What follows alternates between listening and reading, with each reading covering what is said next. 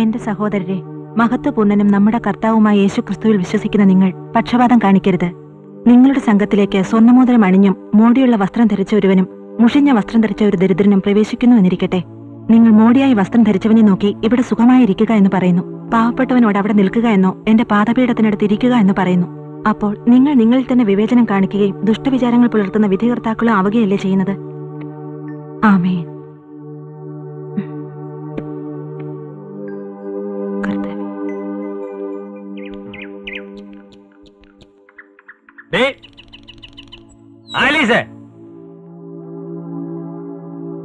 ഒരുത്തി അവിടെ പുല്ലരിച്ചില്ല, ഒരുത്തി അവിടെ ബൈബിള് വായന. ഓ, നീ വേറെ പുസ്തകം അയച്ചിട്ടുണ്ട് സ്വർഗം ഭൂമിയിലേക്ക് വരെ. പോയി കാളയ്ക്ക് വക്കലെടുത്തിട്ടോടേ.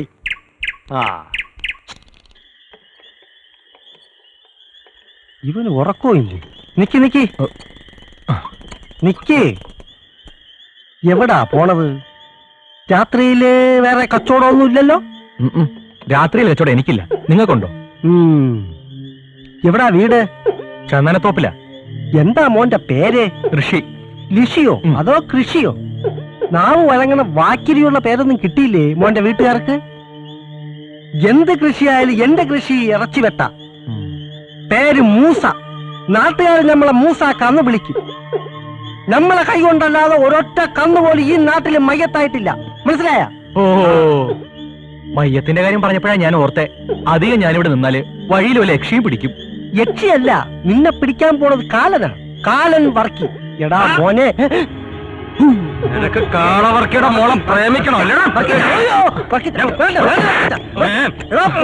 ഇനി കുറച്ചു നേരം കൂടെ ഇവിടെ നിന്നാൽ ഞാൻ എടുക്കേണ്ടി വരും.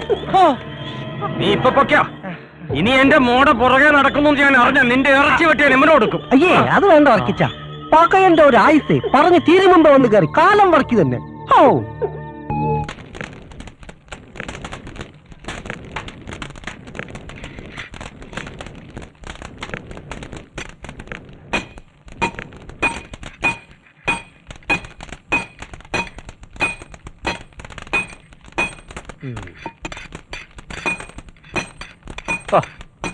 അധികം തല്ലി പതപ്പിക്കണ്ട രായപ്പൻ ചേട്ടാ, ചെത്തണ്ടതാ. നീയല്ലേ എന്നെ കൊല്ലപ്പണി പഠിപ്പിച്ചു. പറഞ്ഞെന്നേ ഉള്ളു. കത്തിയേ, ആണ്ടിലും സംക്രാന്തിക്കെങ്കിലും ഒല കാണണം. പേട്ടന് അതിന് സമയം വേണ്ടേ? നല്ല സന്തോഷേ. നീ കോളേജിൽ പോക്കൊക്കെ മതിയാക്കി കുലത്തൊഴിൽ സ്വീകരിച്ച. ഇപ്പൊ പഠിച്ചിട്ടൊന്നും വലിയ കാര്യമില്ല പേട്ട. ആ പറഞ്ഞ വാസ്തവം. എന്നാലും നിന്റെ കൊല കഴിക്കുന്നേക്കാൾ ഭേദമാ. ഓ, അങ്ങോട്ട് നോക്കും. രാജപേട്ട, അരിവാള് കാച്ചി. ഇപ്പൊ തരാം.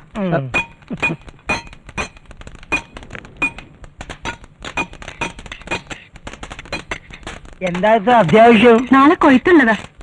സത്യത്തിൽ ഞാൻ പേടിച്ചു പോയി. സൂക്ഷിക്കണേ, മുറിയും. ആ രാജപേട്ട, കാശ് അപ്പം തരും. മോളോട് പൈസോ?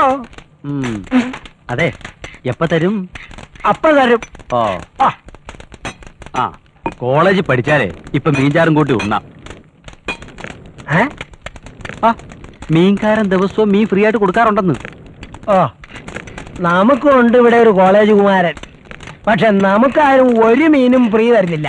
അതിന് ഞാൻ പെണ്ണൊന്നും അല്ലല്ലോ കുട്ടപ്പൻ ചേട്ടാ. അതെ, കുടുംബത്തിൽ ഒരു പെണ്ണെങ്കിലും ഉണ്ടെങ്കിൽ അച്ഛനമ്മമാര് രക്ഷപ്പെട്ടു. അപ്പൊ പിന്നെ മൂന്നെണ്ണമുള്ളവരുടെ കാര്യം പറയണ്ടല്ലോ.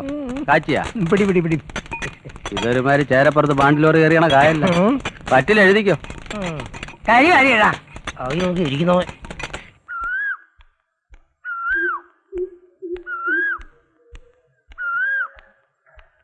എടി, എന്താ ഇന്ന് കണ്ടില്ലേ? ആരെ? ആ മീൻകാരനെ. ഇല്ല. കണ്ടു. എടി, ആളുകളെ കൊണ്ട് പറയിപ്പിക്കരുത്. കോളേജ് മേറ്റാന്നും പറഞ്ഞ് നടന്ന പേരുദോഷം വന്നാ പിന്നെ അത് മായൂല. ചേച്ചി ഉദ്ദേശിക്കും പോലൊന്നും ഞാൻ ഋഷിയും തമ്മിലില്ല. ആളുകൾക്കത് അറിയണ്ടല്ലോ. കാളവർക്കിയുടെ മക്കൾ കയറു പൊട്ടിച്ച് നടക്കുന്നേ അവര് പറയൂ. ആളുകളുടെ വായ മൂടിക്കെട്ടി ജീവിക്കാൻ പറ്റുമോ ചേച്ചി എന്നും പറഞ്ഞ് നടന്ന അപ്പൻ അങ്ങനെ മക്കൾ ഇങ്ങനെയെന്നാവും പറച്ചിൽ. ഗോപിമാഷോട് ചേച്ചിക്കുള്ളൊരു അടുപ്പമല്ലേ, അത്രേ ഉള്ളൂ എനിക്ക് ഋഷിയോടുള്ളതും. അത് ഞാൻ കാളവർക്കിയുടെ മക്കൾക്ക് പാരമ്പര്യമുള്ള തറവാട്ടിൽ നിന്ന് നസ്രാണി ചെക്കന്മാരെ കിട്ടൂല. പറഞ്ഞറിയിക്കാൻ തറവാടിത്തുമില്ല, എടുത്തു കൊടുക്കാൻ സ്ത്രീധനവും എന്ന് വെച്ച് ഇളകി അടക്ക എന്ന് ഞാൻ പറഞ്ഞില്ല. പഴയ കൂട്ടുകാരനോടുള്ള ഒരു ആത്മബന്ധം കണ്ടുമുട്ടിയപ്പോ പുതുക്കി പോയി. അത് തെറ്റാണെങ്കിൽ ചേച്ചി അങ്ങ് ക്ഷമിച്ചേക്ക്. സോഫി, എടി,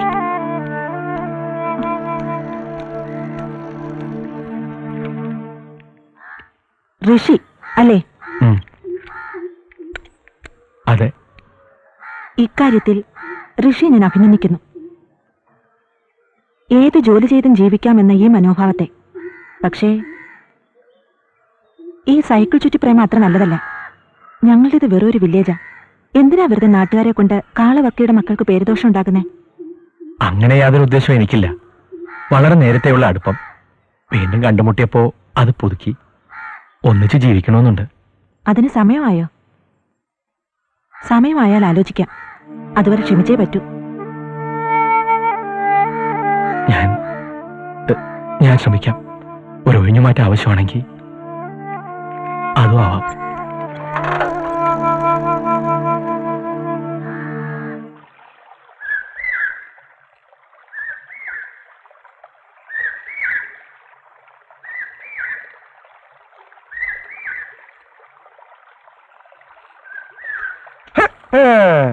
പ്രണയലേഖനം തെക്കെ എങ്ങനെ എഴുതണം? ചെത്തുകാരിയല്ലോ ഞാനൊരു പുല്ല്, ചെത്തുകാരിയല്ലോ. മാഷേ, മറുപടി ആയിരിക്കും മാഷ് എഴുതുന്നത്. കുറച്ച് നോട്ട്സ് എഴുതാനുണ്ടായിരുന്നു. നോട്ട് ചെയ്യണം.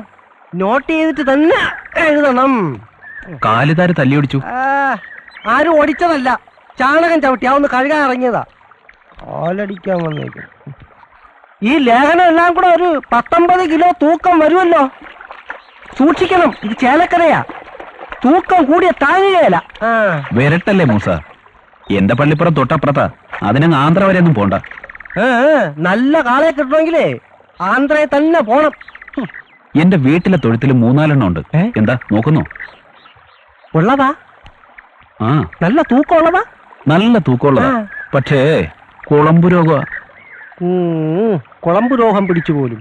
സാരമില്ല, കാളയായാലും പശുവായാലും ഇനി വിട്ടേര്. സകല അസുഖം മാറ്റി ഞാൻ വിട്ടുതരാം. അസുഖം പിടിച്ചു പോലും. മൂസ, കാലിലേ പുരണ്ടിട്ടുള്ളൂ. ദേഹത്ത് ചാണകം പുരളാതെ നോക്കണം.